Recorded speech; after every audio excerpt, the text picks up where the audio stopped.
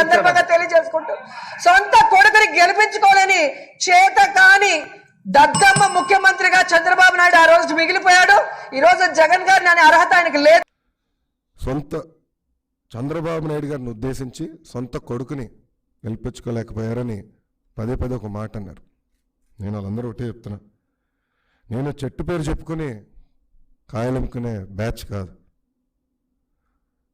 నాన్న ఎక్కడైతే గెలిచారో అక్కడనే నుంచుని గెలిచి కాళ్ళు రెగరేసుకునే బ్యాచ్ కాదు ఇది. తెలుగుదేశం పార్టీ ఎక్కడ గెలవలేదో అక్కడ నుంచుని గెలవాలని లక్ష్యంతోనే పనిచేశాను.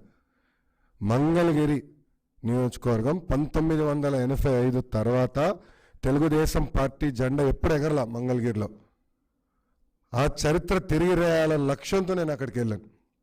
అది తెలుగుదేశం పార్టీ కంచుకోటలా కాదు, అదేం పులివెందల కాదు. చరిత్ర తిరిగి రాద్దామన్న లక్ష్యంతో నేను వెళ్ళాను, ఓడిపోయాను కనుక నియోజకవర్గం వెళ్ళకుండా దూరంగా నిలబడదా. ప్రజల్లో తిరుగుతున్నా, ప్రజల సమస్యలు తెలుసుకుంటున్నా, వాళ్ళకి అందుబాటులో నిలబడుతున్నా. ఈరోజు ఇది తప్ప అని నేను వాళ్ళని అడుగుతున్నా.